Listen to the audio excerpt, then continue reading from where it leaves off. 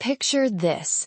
It's a Monday morning. The building wakes up, 3 rooftop units try to start together, and boom, the main feeder trips. Lights flicker, the front desk gets calls, and your vendor is on the line asking for an emergency replacement budget. That one synchronized start can feel like a mysterious failure, but it's a pattern, and it's fixable. Oh, I've seen that exact scene. You walk in, and the building smells like a breaker just died. Here's the good news. In about 10 minutes, we'll get you the tools to diagnose whether simultaneous starts are your real problem, the low-cost fixes you can try, and a weekend pilot you can run to prove it. No capital request required up front. Ready? Absolutely. And before we dive in, quick heads up. This episode comes with a 1-page sequencing checklist and a pilot worksheet at onsiteinsights.com/sequence. Use that to follow along. Okay, start with how we know it's simultaneous starts and not a failing compressor or bad contactor. 3 quick signs. 1, you see a sharp, short-duration current spike across multiple unit legs at the same timestamp in your energy meter or breaker log. 2, nuisance trips happen at predictable times, morning warm-ups, after a scheduled HVAC setback, or right when a shift change flips a bunch of thermostats to call. 3, individual unit logs look healthy, but together they show simultaneous compressors or fans starting. If you have a BMS, check event traces. If you don't, an amp clamp and a phone recorder will do the trick. Walk me through practical evidence collection. What does a busy, understaffed team actually need to do this afternoon? Start simple. Clip an amp clamp on the feeder and time your next morning startup. Record the minutes around the event, 30 seconds before, 90 seconds after. Pull breaker trip logs if the main has timestamped events. On the BMS, pull event traces for relay or compressor start commands and line them up with the meter timestamps. If you can prove the peaks coincide with multiple start commands, you've got a smoking gun.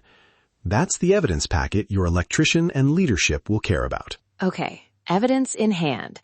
Now the fixes. And we're talking low-cost, fast wins here, not full rooftop replacements. What are the go-to options? Right, there's a spectrum. At the lowest cost, you have relay-based stagger timers. These are cheap, field-installable timers or sequence relays that delay start signals by configurable intervals, usually 10 to 60 seconds, so units come online one after another instead of all at once. Next step up, adding soft start contactors or reduced voltage starters. Those shave inrush on each unit and dramatically lower the peak. Then you've got BMS interlocks, where the controller only permits a new unit to start once measured current is below a threshold. VFDs are on the higher cost end, and excellent when you want continuous fan speed control and long-term efficiency, but they're not always required just to fix peak starts. So VFDs are overkill for some sites. I want to push back there. They're sexy, but for an old building with 10-year-old RTUs, would you advise a VFD or keep it simpler? Fair point. VFDs shine when you need variable airflow and long-term efficiency, especially on large AHUs. For short-term peak shaving on aging RTUs, soft start contactors or relay sequencing usually buy you the most life and the fastest ROI. If your amperage tests show short, high inrush pulses that cause the trip, a soft start is often the sweet spot. If you're chasing persistent comfort control or noise issues, then consider a VFD as a roadmap item. That distinction is helpful. Now, for teams who want to move quickly, what does a weekend pilot look like? I want a checklist. Safe to run, measurable results, and minimal disruption. Weekend pilot. Minimal fuss. Step 1. Pick non-critical RTUs, say perimeter units that serve storage or break rooms, not the ORs or data centers. Step 2. Baseline measurement. Amp clamp readings at a known start time and a short log of ambient conditions and thermostat set points. Step 3. Deploy sequencing. Either set relay timers to stagger starts by 20 to 45 seconds or enable a simple BMS interlock. Step 4. Run multiple startups and capture the same meter readings. Step 5. Verify comfort stayed within acceptable bounds and confirm no nuisance trips. Finish with a short report. delta in peak amps, any comfort notes, and recommended next steps. If things go sideways, revert the timers, and you're back to baseline in minutes. Safety and occupants are the big concerns. Any red flags teams should watch for during the pilot so they can stop fast? Yep. Watch for sustained elevated temps in occupied zones, alarms you didn't expect on the fire or smoke control interlocks, or repeated compressor starts that indicate short cycling. If you see any of those, pause immediately and revert. Also, coordinate with your electrician to confirm that protective devices and overloads are sized correctly before changing starting profiles. Lastly, document every change in the maintenance log so you can prove what you did and revert if necessary. Let's talk integration friction for a second. Older RTUs can be quirky. Mechanical interlocks, aftermarket controls, or mismatched contactors. What's your quick compatibility checklist so an electrician doesn't get surprised on a Saturday? Good question. Check the control voltage first, 24 VAC versus 120 to 40 VAC, and make sure any aftermarket relay matches that. Verify starter type, direct online versus existing reduced voltage starters.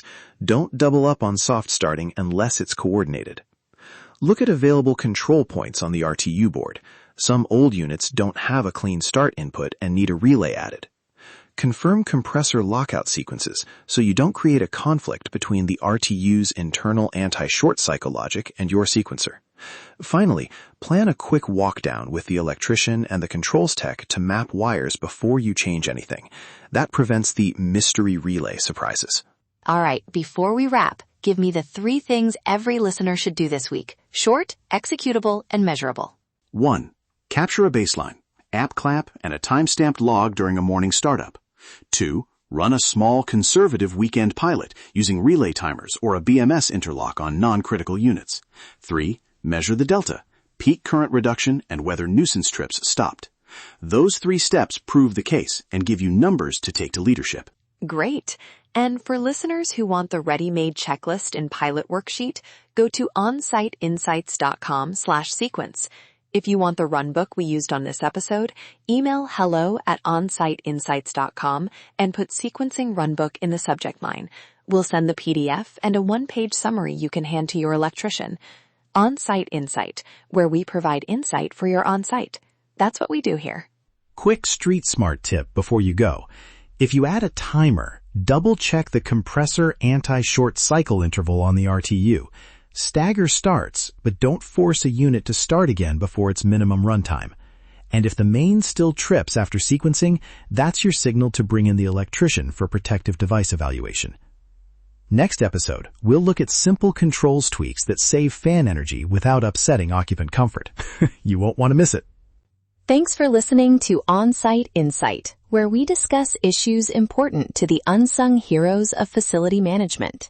If this episode helped, share it with a colleague and try the weekend pilot. See you next time.